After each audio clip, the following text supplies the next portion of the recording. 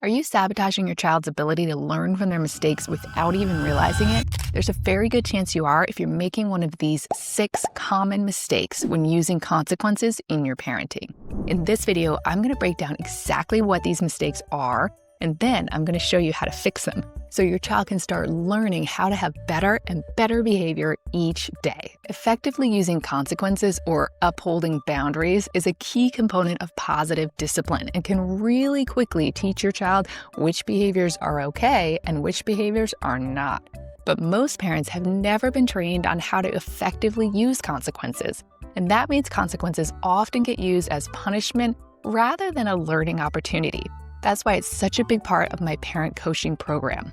Let's run through 6 common mistakes when using consequences and how you can avoid them. Mistake number 1, using consequences anytime your child does not respond to your requests. Now, when are consequences actually warranted? Let's run through some possible examples. So first, screen time is over.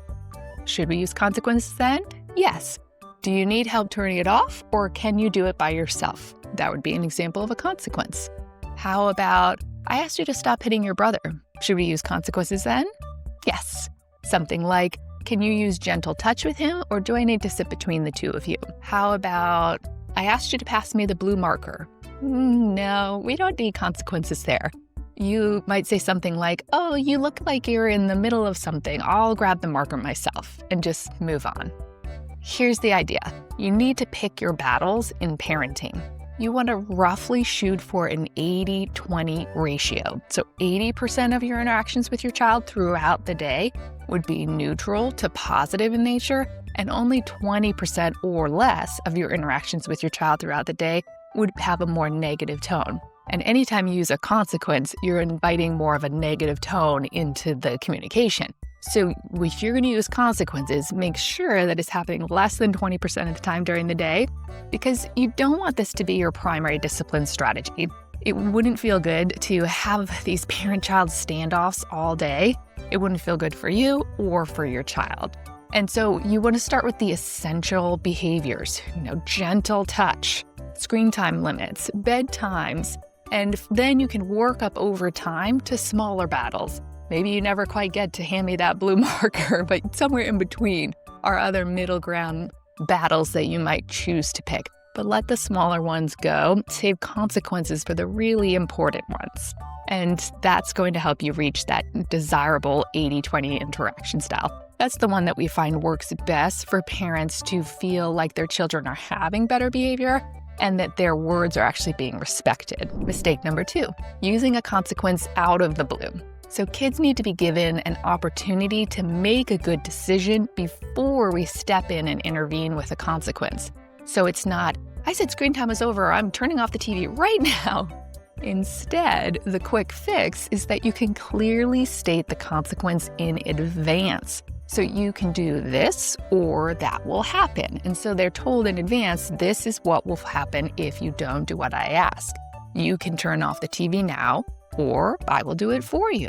So this can be hard. For example, if you're going to say something like, okay, you can sit next to your brother, but if you hit him again, then I will need to sit between the two of you. So it can be a little hard to give that forewarning, giving them the opportunity to behave well or to not behave well.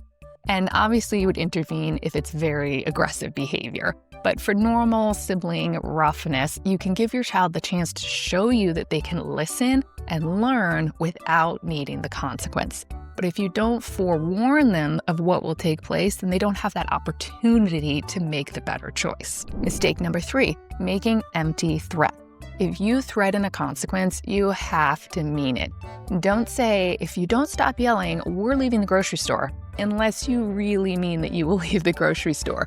Or, hey, can you stop doing that? Or we're going to need to go home, unless you will actually go home. So here's the quick fix.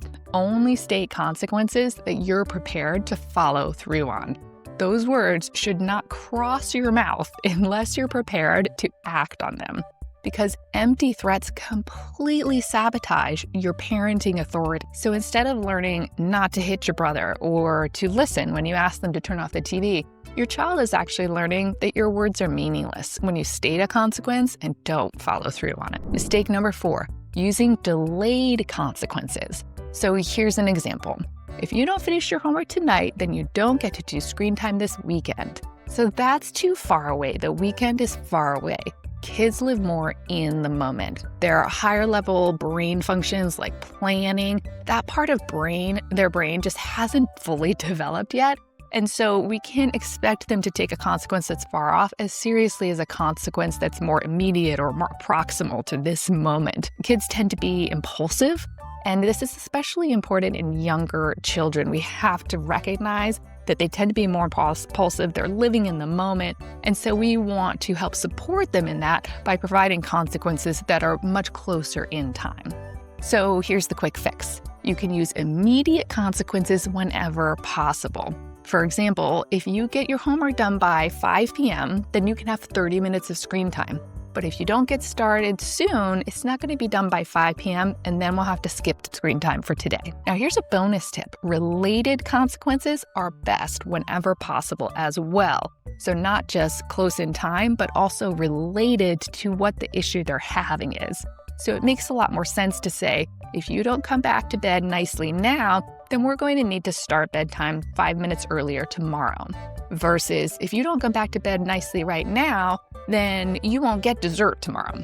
Because the dessert's not really related to the bedtime, but what time they go to bed tomorrow is very much related to how nicely they go to bed now. Remember that we're teaching a lesson. So smooth bedtime equals normal bedtime tomorrow. Rough bedtime today equals earlier bedtime tomorrow.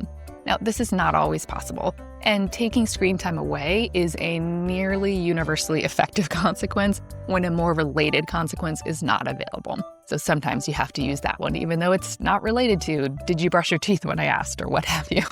Okay, mistake number 5, losing your cool. This is very easy to do when your child isn't following the rules, when they're challenging your authority, when they're behaving very poorly. Parents often yell or say, I told you, or how could you, or anything along those lines that take us away from our ideal parenting style. So what's the quick fix? The idea is to stay calm and supportive. So as much as possible, stay calm, use a gentle voice, and lovingly support your child through the process. You can present an ultimatum and carry it out in a non-confrontive way, making this a teaching process, a learning process. And my favorite trick to do that, when you feel like you're in this standoff moment, before you say anything, is to take a deep breath, let your body calm while you take a beat to remind yourself, I want to choose how I'm going to respond. I don't want to just react in the moment. I want to be an intentional parent and think about what I'm going to say and how I'm going to say it. Mistake number 6, focusing on the negative. So using consequences is not fun for kids or parents. And so it's important for parents to give themselves a little bit of a pep talk with a reminder about how decades of psychology research show us that parents who set and establish and uphold those reasonable consequences have kids with much better behavior and raise kids who turn into thriving adults. So the quick fix here is to balance consequences with positive reinforcement. So for example, great job being gentle with your brother so you could keep sitting next to each other. Or, oh good, you got your homework done. Have fun doing screen time now. This encourages more of those good choices. Now, even if they don't make the better choice, you can say something like, thanks for scooting over nicely so that I can help keep your brother safe. Or, oh man, there's no time for screen time today, but let's be sure to get an early start on homework tomorrow so you can get it then. It's amazing how reviewing these 6 key tips to using consequences with parents in my coaching program can make a huge difference in how confident they feel in using consequences with their kids. A few small tweaks to their parenting practice makes a world of difference in how much their children respect their words. Now, if parenting with greater confidence is high on your priority list, then you'll love my next video, which shares the 5 steps that can get you there. Keep up the good work on your amazing parenting journey.